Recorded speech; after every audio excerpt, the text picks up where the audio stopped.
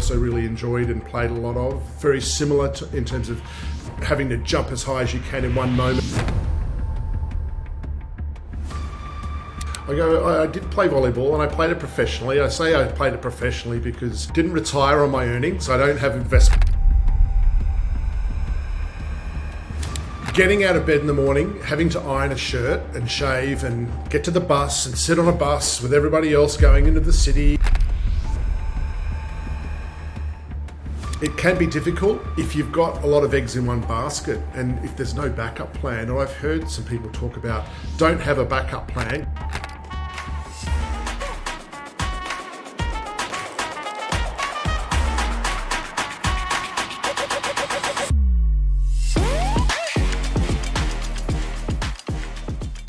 And thanks for tuning in today. This week's episode is brought to you in conjunction with Upskilled and their mini MBA.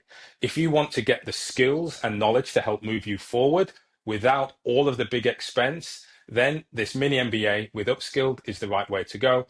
Follow the link in the show notes and you can get $500 off. Julien, thanks for joining me today on the Second Wind Academy podcast. Pleasure. Yeah, great. Listen, I am looking for, the bits I'm looking forward to in our conversation today is certainly your background, but really delving into your story around how you transitioned or how you managed elite performance through to, transitioning out of the sport or off the sport. And also, I suppose, what you've been doing as a way to help and look after other athletes as they come through as well. Yeah, great. Excellent. Now, I love, rather than starting where we are today, I do love to take it back a little bit more. And we were just chatting about children. So I'd love to know what role sport played in your family, in your life as you were growing up. Yeah, it is going way back. So I grew up in a sporty household. Dad was a former professional AFL player in the 70s. Back when you could be moderately professional, let's say. It doesn't necessarily mean that he was a professional in the way he went about his business. We are talking about the 70s in Western Australia, where the game was slowly professionalising in terms of the way the players and the athletes looked after themselves and developed themselves. So he was a very high-level athlete, and my mother also played quite high-level netball. And I grew up, 7, 8, 9, being dragged along to watch her train locally. And I've got to say, instilled some of the work ethic that I then picked up myself as an athlete, because I used to watch these netballers train and they would go pretty hard. And I would go, wow, and they'd be doing it for no money outside of the chance to compete and play in a team. So yeah, I've always been surrounded by sport and always expected to, a little bit of, I'm 6'4" and 100 and something kilos, or was in my prime time. And I played a lot of AFL growing up and was expected to take that pathway because I was playing a lot of representative AFL and being looked at by clubs already. So until I found this other sport called volleyball, which took me in a different direction altogether. So, yeah, grew up in a very sporty household and was highly very supported by my parents to pursue whatever. Yeah, that's really interesting. It's very much like I say, multi-sport, both by in playing, but then also in observing. And interesting how both parents were performing at the top level as well. Yeah, and the mindset of showing up and putting in to then deliver on game day was something that I didn't realise I was picking up at the time, but it was by osmosis, being surrounded by it. And also watching some of the tough times around injuries and dealing with those types of setbacks as well.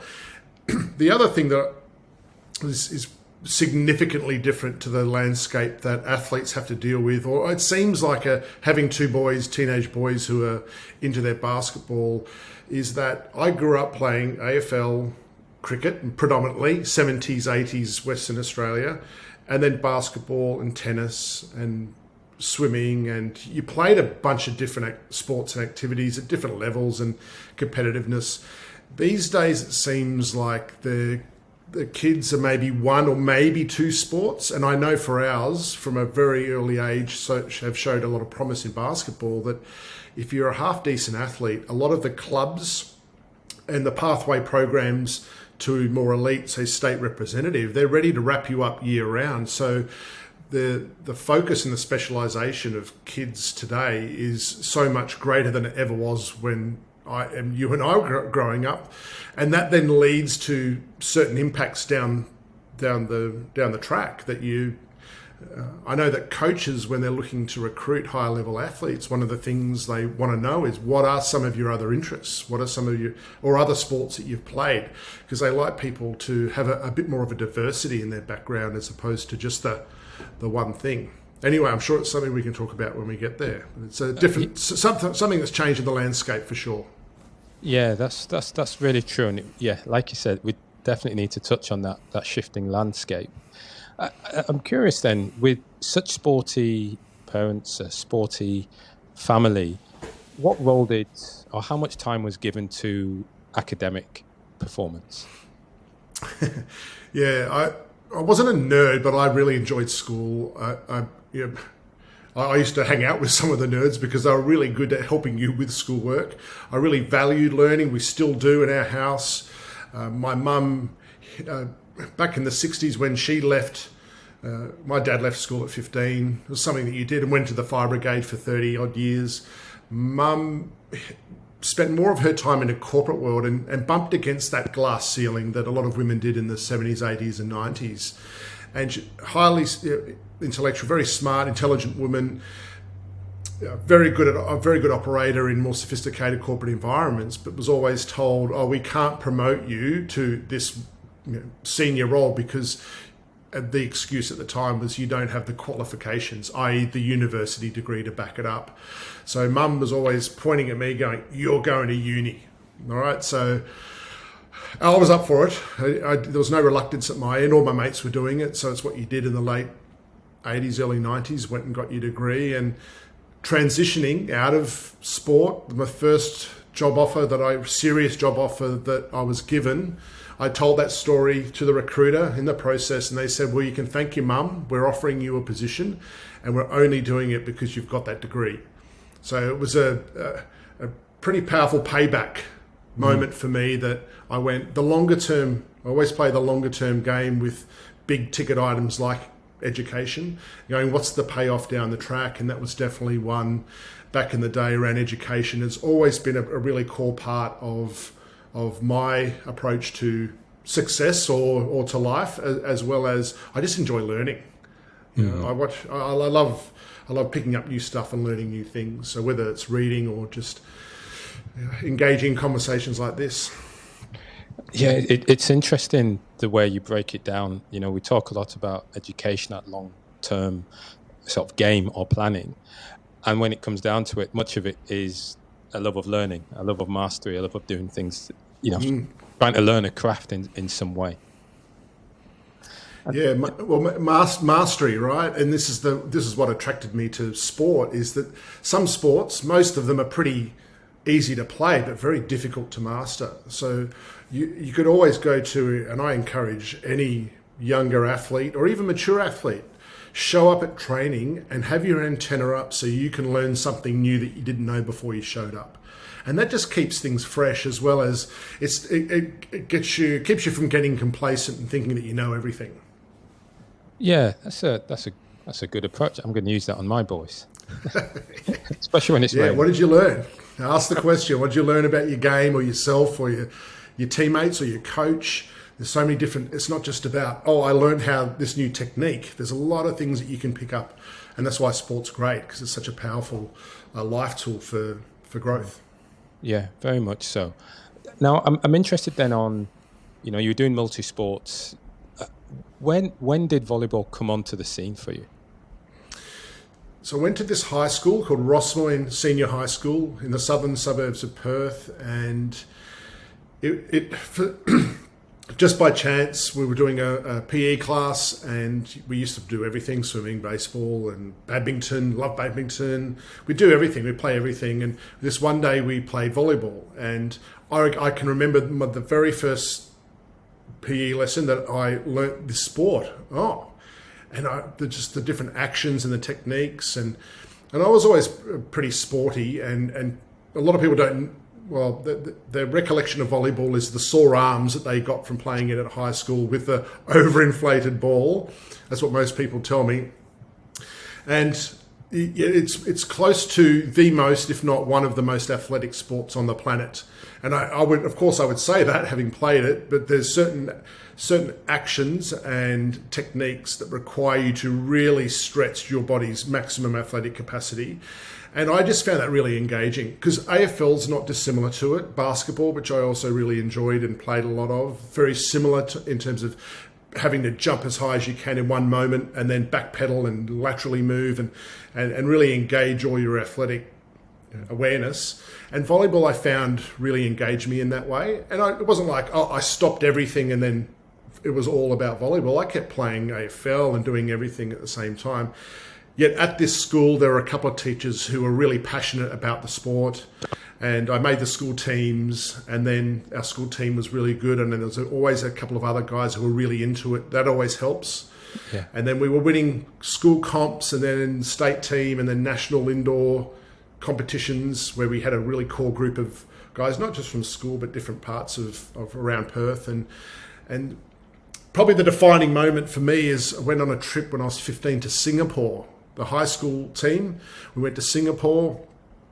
Had no idea about the rest of the world played this sport, and we played a bunch of high schools in Singapore, and it was hot and humid. If you've ever been to Singapore, we're playing on sometimes like asphalt one moment, and then in a gym that's open air and it's 90% humidity and we're almost dying, but we're getting this exposure to this international scene and smells, and it was quite full on. And I remember going, wow, this is kind of cool. Like you just don't get that with AFL, for example, right?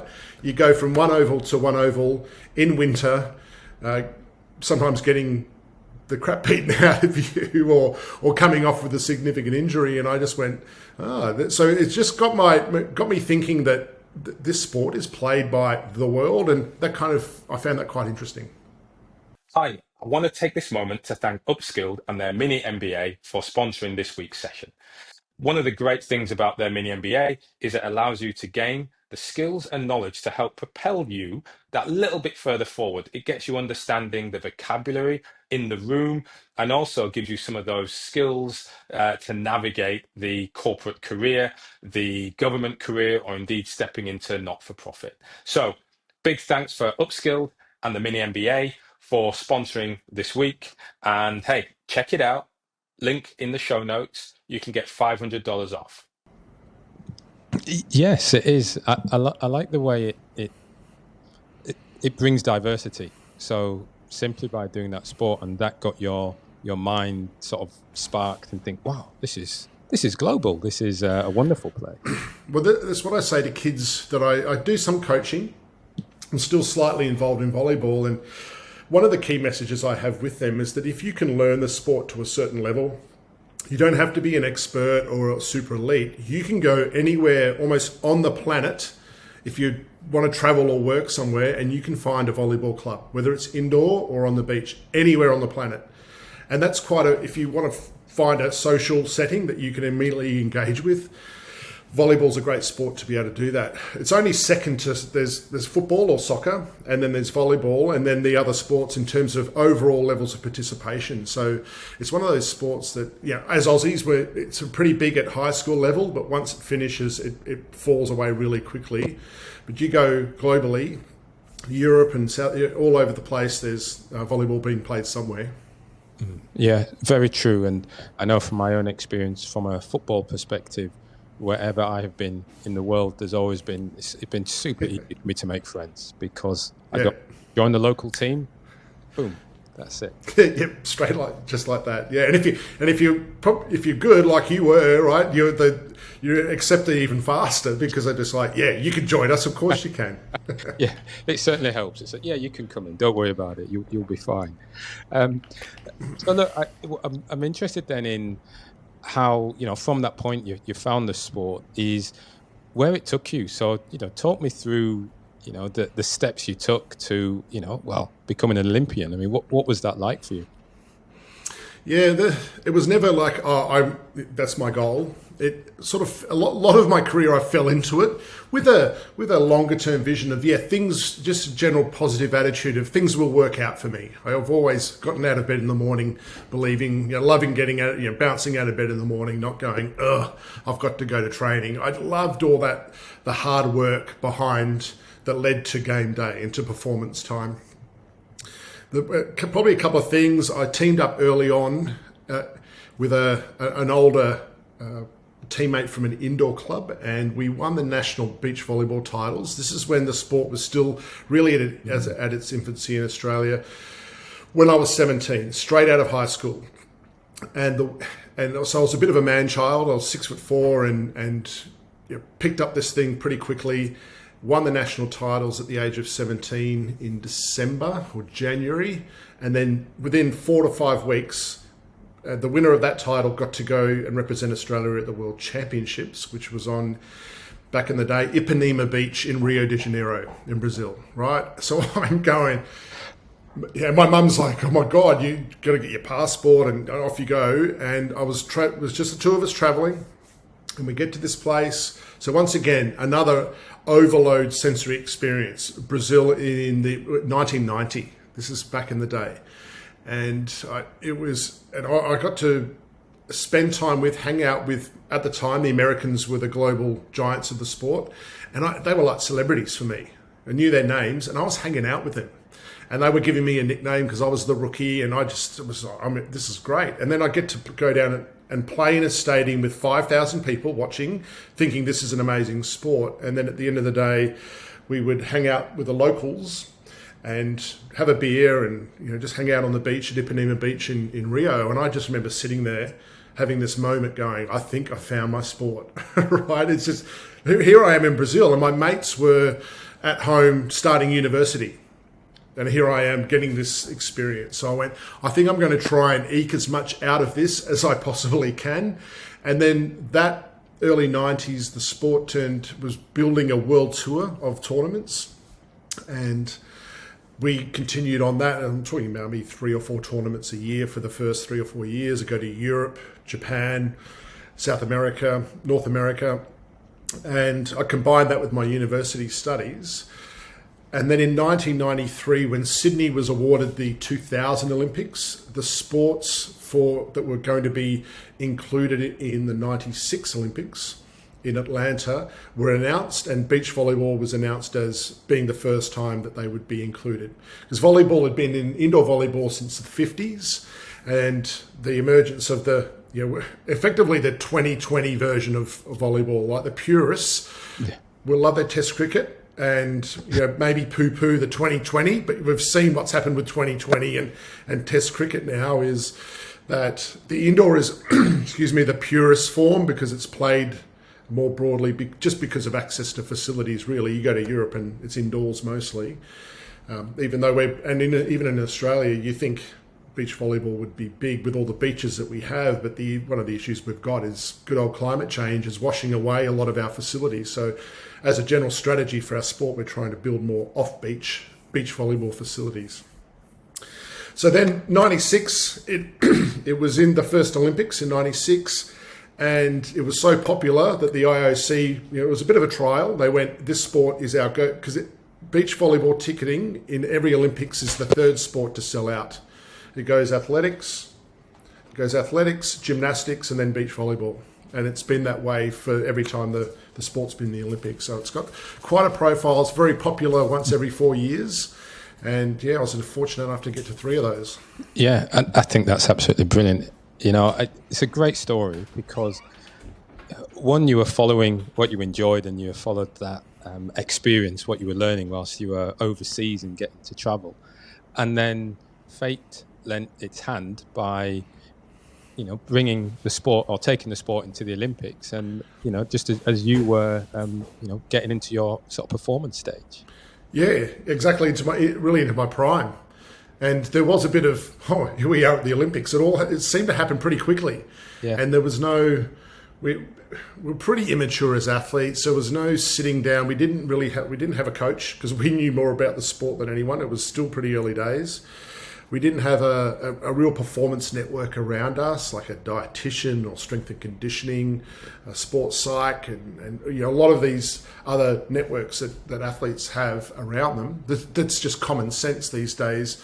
We were really on our own, independent operators in a lot of ways. So I always say to people that it was really good that we'd rock up at the airport, and we'd have, back in the day before e-tickets, you'd have that thick pile of tickets, and they'd rip one off, and you'd have to, if you lost that, you're in trouble. That we had to sort ourselves out. We were really forced to grow some wisdom by the streets, if you like, that we'd rock up at an airport expecting to be picked up, and sometimes there wouldn't be someone there for us. So we'd have to work out a way to get to where we needed to. So that whole traveling experience, while sometimes we didn't enjoy it, I look back now and go, wow, that really developed some dependent and independent characteristics around how we work together as a team off the court, and putting up with some of those low moments, as well as getting through that and then having to show up and perform. So it was kind of nice to not have everything spoon-fed for us and sorted by a travel agent and itineraries and all that. We had to live by our wits a bit, and that, I look back now and go, they were the fun times. Yes, yeah, I can imagine. That's an expedition every tournament going away.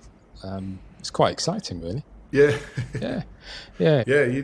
So some are more predictable than others, but a lot of the times you'd rock up and go, where are we staying? We've slept on beaches, deflating a volleyball as a pillow, and but we look back, we laugh about it now. Yeah, and which is good. There's some positive experiences. What did you have to balance at that time?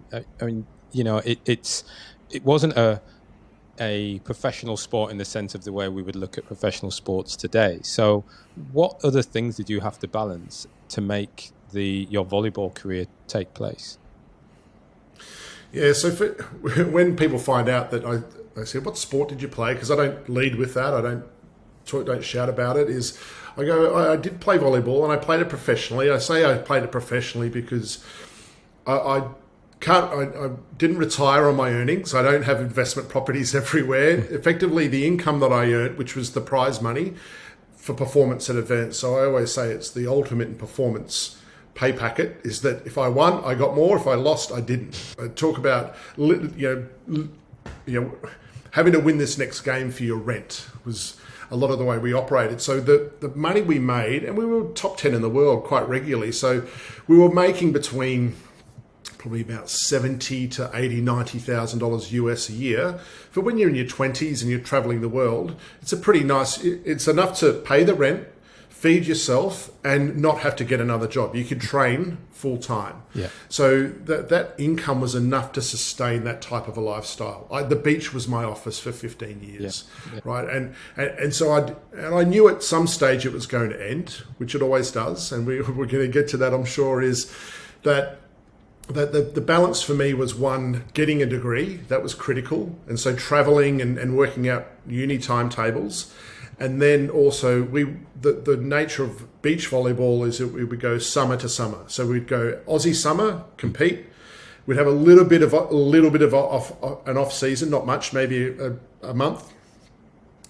But we'd keep always being active. And then we would go to Europe and the Northern Hemisphere summer, and we'd spend May to September up there, and then we'd come home another summer. 17 summers in a row I had. Wow. So it was about balancing, dragging around a suitcase for 5 months of the year, being away from home, and that homesickness and just the weariness of travel. Yeah. We would compete against athletes and teams in Europe, for example. If they lost, they were 30 minutes from home in some cases, drive or a flight. Whereas if we lost, we had to sit there and wallow in our own misery while we waited to get a flight to the next venue. Yeah. So Aussies being as far away as we are, and this is what happens with a lot of the sports that are big overseas, is that the Aussie athletes have to go and compete overseas and spend a lot of time on the road. And we don't have that luxury of just being able to pop home for a weekend and do your laundry and all those nice things. Yeah, you're right. It's interesting just to hear you say it in that way. When you lose, you pretty much want to get home as quickly as possible and just switch off. And here you are, Aussies abroad, thinking, well, I'm not going home for another 3 months, so I'm just going to have to figure this out. Yeah.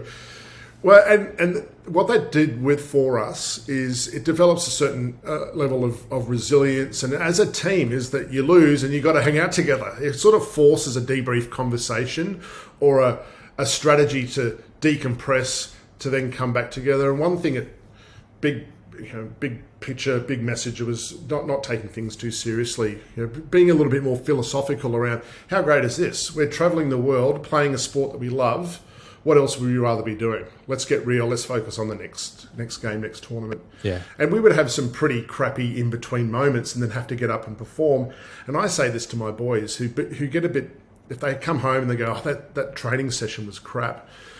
I say to them, my experience was some of my worst training sessions and was the day before a big tournament. And then we'd rock up and win the thing or get our best ever performance. And at the end, you'd be scratching your head going, I was in such a bad place on Friday, and then on Sunday, we're on the podium going, how did... So it's a little bit of just rolling with the punches, what will be, but just taking a bit of the pressure off to feel like you've got to have a great session every session. Yeah, very, very true. So you mentioned there knowing it would end at some point. So it was great that you were earning and allowed you to train and to travel. So what was it, or at what point did you start to realize, hold on, this might come to an end soon? Yeah. So 3 Olympics, I went, I think I've had enough sun, really. It was one of those moments where I just went, just being in the sun all the time and training and getting up and pushing myself physically, I felt like I didn't need to do it as much. And as well as I had a bit of a teammate change, and I had a more junior teammate, and there was a lot more work I would have had to put in to help get that person up to elite international standard, not just national standard, but international standard. And we gave it a crack, and I just went, there was a few signs floating around, as well as I was in my early 30s. I'd been doing this since I was 17. And I was starting to go, there's a big wide world out there that I'm kind of excited about. Don't know what that is and what that's going to look like, as well as getting serious with my then girlfriend, now wife, wanting to think about a family. And I just went, I think I've drawn as much out of the sport and experienced as much as I can at this stage that I want to move on. So there was I didn't go, I got to say, for almost 18 months, knowing that the moment was coming when I was going to retire, I would think about 30 seconds of every 2 minutes of my day. What am I going to do with the rest of my life? What am I going to do? Don't know. Oh, what am I going to do? And then, all right, park that, go and distract yourself. So it was something that was on my mind for a long period of time, and a little bit of, uncertainty and anxiety inducing moments around how am I going to navigate this tricky transition. And so what did you do? What did you do during that period? Did a bit of coaching, as a lot of athletes do. Developed a bit of a status in the sport here in Australia. So there were teams that would often come out, international teams. Their winter, they'd come out for our summer, and I would coach them for a bit of cash in hand. Or I also did some juniors and beginners coaching with a volleyball school that was set up down in Manly Beach here. So kept some cash flow going, but I live in Sydney, and I'm realistic around income. And I went, I want to find something that's going to give me what I enjoy doing, and it's going to give me an income that is above just sustenance, just getting by. So, and I went, got my economics and finance degree, got that ticket. So I started talking to a couple of people who knew that I was moving. Or, what are you doing now? Well, are you still playing, and what are you doing? And so people were interested. And I had this one mate of mine who was in recruitment. And I hit him up and I said, you got any advice for me? Because I'm looking at what to do with the rest of my life. And he was pretty straight up. He went, don't worry about looking on the internet for your job, because you won't find it. My best advice for you is to start leveraging your network, talk to the people that you know, and say you want to move on from sport and you want to look at something more in the corporate arena. Sit down, have conversations with them, and see because they will know you and they'll know what you might be more suited for. So I started having I took that on board, and I had a couple of meetings, or a handful of meetings here or there. I had mates set me up with interviews with people they thought would be helpful, and some of those went okay. Most of them went terribly. I had no interviewing technique. I didn't know what to expect. I had people sit me down and go, "So why are you here?" And I would give them part of the story that I've given you around, "Oh, I've been in sport and I want to get out." And so they start straight away thinking of, well, you could probably staple papers together or some kind of intern role, right? Yeah. And I'm at 30, so I'm almost having to start from a career way back. And I just happened to have this conversation with a mate of a mate, and he's had his own consultancy for years. He's probably about 15 years older than me, so he's been around. I used to play golf with him. We played golf together and got along. And then one of his clients, who I'd met previously, I sat down and had a coffee with in the city one day, and he goes, "I was up at this consultancy that I use for my own business." And he was the head of learning and development for Boral at the time, a big construction and earth moving. A lot of people would know them. And he goes, "We use this consultancy. They're looking for consultants. I can put you in touch." And I was like, okay, I was up for anything. I was like, what do they do? Whatever, right? So I went home, did a bit of research, sounded interesting, sent in my resume. A couple of weeks later, 3 weeks later, the recruiter got in touch, went through the process. That took about 4 to 6 weeks. They offered me a job, and here I am, 2007. So 16 years later in that industry, still enjoying what I do. So it was really just talking to people was the thing that really, you never know what conversation is going to open a door and lead you to something. I didn't know that this thing that I do now existed, had no idea. So I had to learn it. The learning curve was very steep and pretty anxiety inducing and stressful.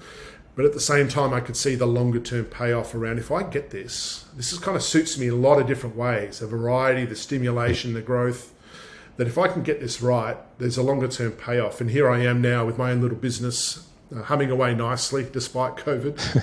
and I've set myself up where I've got an income that is really nice, and I've got some flexibility to maybe surf this morning from 8 till 10 and then sit down and get some work done. And spend time with the family and watch the boys play basketball and do all those extra bits that just make, for me, a nice balanced operation.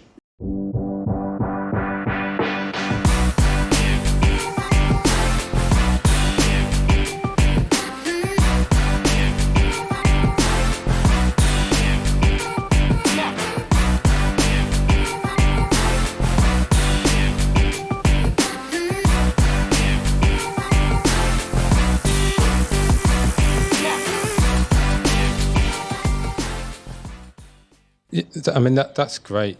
The story of how you got into that role, the power of the conversations and the networking. And it sounds like it's something that now you can look at and see how it suits you. You set running your own business in that way. What was it like at the start? What was the first, did it feel natural in the first year? Getting out of bed in the morning, having to iron a shirt and shave and get to the bus and sit on a bus with everybody else going into the city, and then having my first winter, all these kinds of things, burning platform stuff, right? I started a young family, needed an income, got to get real, mate, got to get off the beach and get a real job. And I went, okay, so that was a constant motivator around just satisfying the basic obligations of supporting a family and putting food on the table, roof over your head, and then having to show up and be accountable to the owners, the bosses, fill in a timesheet, like filling in timesheets and accounting for your time and getting really disciplined around the time you spend and how much income you are bringing in for a business, right? A semi-sales role and a content product delivery role, and talk about a baptism of fire and just what's going on here. it was pretty full on, but I had a lot of support. I had a lot of people who in the business who backed me, and I was, and I don't know if I'm patting myself on the back here, but I was really good at what I did pretty quickly. Around workshop facilitation and coaching and just getting along with people and not being too serious and having fun along the way. It's a real strength of mine, and that people find that when they leave a session with me, they go, that was really valuable, but I didn't feel like I was learning. For example, like I was engaged in a process. I learned, whether it's depending on what the nature of the content is, that, and that's part of my ambition, is to make people come along, leave with having had a great experience, something practical, a new tool, an idea, a thought, self-reflection moment, and not feeling like they really had to take things too seriously. So yeah, very steep learning curve, hit a sweet spot after a couple of years, got made redundant during the GFC, so lost my job, but then went into a contracting phase for a while, which turned out really well, went back into a full-time role. That business then got bought out and collapsed, so then once again lost my job, built my client base from almost from scratch again. So it's not this linear thing. It didn't start here and just go nicely uptick. There was all these bumps and windy bits and good, bad, ugly along the way, and whilst they're happening, not enjoyable, but really important growth moments. Yeah, very much so. And I think through that, and in the field of work that you're in today, we've spoken about how you've helped, or how you work with athletes, how you help other people come through. What are the sorts, how did that come about for you? A little bit by accident. I was doing some work at the Australian Sports Commission in Canberra with some of their different parts of their business. And really, it was with sports administrators. And I remember the content was around influencing and persuasion, right? A one-day workshop and so people with different roles from different sports. And so there was a department. Also, I had a couple of people from their sports psych and career counselling department in those sessions. And so they spoke to me about co-hosting a one-day workshop for athletes transitioning out of sport into whatever comes next, a little bit like where I was at. Didn't know what I really wanted to do. Some people have better ideas, some have none at all. And so I ran, this is probably about 6 or 7 years ago, about 4 to 5 around Australia, athlete transition workshops. So we had it wasn't just Olympic athletes or pro athletes. It was typically elite athletes. You had to meet a certain criteria, and there was sports, a wide range of sports. We had people who'd been to 6 or 7 Olympics. We had gold medalists. We had some household names come along, and we had some people that you'd never heard of before. But they're all wanting to know what are some tools and also some attitudes that I might need to consider to help make this transition easier for me, because it can be quite stressful, and that's part of it. And I always found it quite exciting having these conversations, and that was always a conversation that I had around, this is stressful, I don't know what I'm going to do. No, this is exciting. How exciting is the unknown? And so I worked with these athletes, and I only got them for a day, but what it highlighted for me is and a lot of people have heard about athletes struggling with this transition, and it can be difficult if you've got a lot of eggs in one basket and if there's no backup plan. Or I've heard some people talk about don't have a backup plan because it makes you go for plan A, like you're all in. And part of me gets that mindset. The other part of me goes, well, what happens if it doesn't work out for you? And this is one of the challenges that I think people have, is when you're an elite athlete, is you see yourself very much as that thing, as the 50-meter freestyle swimmer, not a swimmer, but 50 meters and freestyle.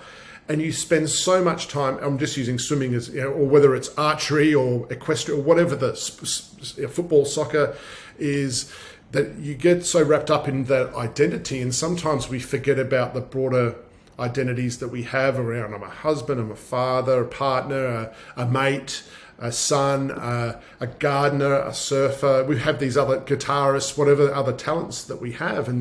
And the risk is when you narrow down your identity to this one thing that you see yourself as, when that stops or begins to not work out anymore, that's a risky strategy for then having to take on the next challenge.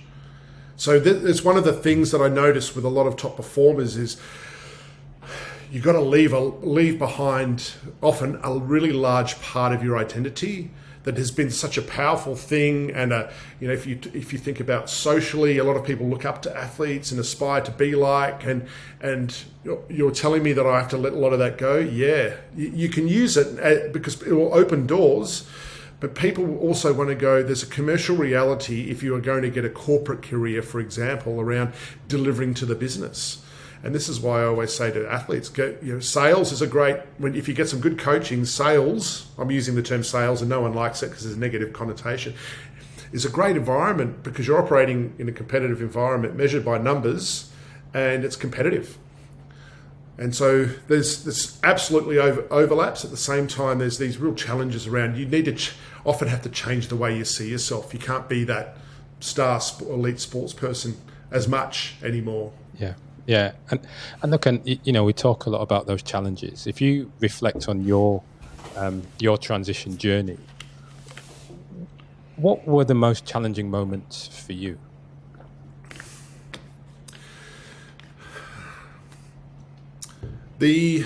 Getting my head around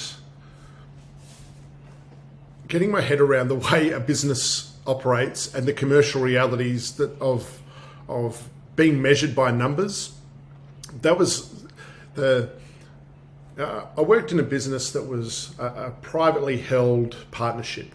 So there was always a really nice balance, and this is probably what I found was a nice thing, a purpose and profit motive, is that in privately held companies, usually they've been built from the ground up by an individual who's then built it around and grown it to something that has attracted like-minded people for a significant a purpose motive, i.e. making a difference to, or insert that thing, whether it's your family or a client or colleagues, the team.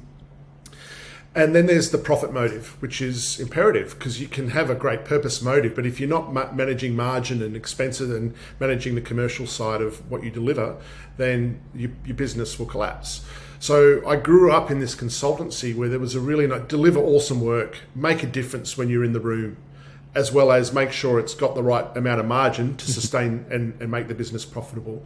So for me, it was getting my head around some of the cold hard facts of running a business, as well as being able to show up and be a little bit of yourself and having to navigate the other personalities within especially when you're coming in as a three-time Olympian, people see you as that, or you come in as a former professional, whatever, and people often just have that label for you, and they often the blinkers go on and they miss some of the other stuff that you might be bringing to the table. So I tended to stay away from even letting people know that I had an athletic background. It might come out in conversations down the track, but I tended to prefer just to deliver on you're using me for this reason, let me deliver exceptional for you. And then if there's a nice, you find out about my background down the track, well, that's a nice to know as opposed to a must know. Having said that, I've got clients to this day, and I've just picked up a new one who didn't know about that. And they said, why didn't you tell us that? Because that's such a good marketing thing for us internally. And I always say, well, I've got to charge you double now. That's right. You might, yeah, that's very true. You should do that. See how they respond. Oh, right. I will pretend we didn't know. That's brilliant. That really is. And so look, I guess if you reflect on sort of where you are today and sort of what that journey's been for yourself, when you think of others who are going to be listening into this, what are the elements of, what suggestions do you have to them, as they are going or kicking off on that transition phase? Yeah. Hatch a plan. So write stuff down. What are the things about a job? So whether it's you start a business of your own, or you start to work for someone else, I did a bit of work with my performance coach from when I was in sport, and her guidance was, what do you want out of a job? What does that look like? What are the values and the things that you want to get out of bed in the morning that are going to press your buttons? And I remember writing things down like a variety was really important, a growth and learning, income, like being paid well, compensated well was important. I didn't want to just do something for the love. And so I wrote down a number of things, not a list of 20 for me. It was about 3 or 4, maybe 5 things. And then what that allowed me to do is then sit down and have those conversations with people. I could listen when I had them explain potential roles to me. I could link some of what was important and valuable to me to what they were talking about with the role around, what can I expect to experience with this role? How will I grow? And so it also then allowed you to formulate some questions for the interviewer, sometimes around stuff that they hadn't heard before. Because people go, oh, this is your role and this is how much you earn. And I go, okay, that's great. How am I going to grow? What's the internal support that you have to develop me as a professional in this area? So it also allows you to engage at a higher level with the prospective employers or partners or other people who might be wanting to promote you to their network, for example. So sit down, write that stuff out, and then start going and talking to people. I really had no idea what I wanted to do. Some people I know are I've got an engineering degree, so I'm going to go and be an engineer. So then go and start talking to engineering companies. Literally make some cold calls. And what you'll find is that if you leverage your network, no call is really that cold if you can get an introduction. So leverage off other people's network as well, because people like me are more than happy to open doors for you because they realize the challenge and the stress that it can be, and that one of the things we get out of bed for in the morning is to help other people. I know a lot of us do that, and so if you've got someone who you spot who is maybe struggling with it, ask them how you can help and support them with that. So ask your friends, ask your family, go to your LinkedIn profile if you've got one, and just start letting people know that you are wanting this transition, you're looking for these kinds of roles, and be open to stuff. Yeah, that's probably the last one. Be open to it. Don't take yourself too seriously, and see if you can have a bit of fun along the way. Julien, that's brilliant. Nice and specific as well. Thank you very much for sharing those points, but also thanks for your time today and sharing your story. Yeah, my pleasure. It's been great. Thank you.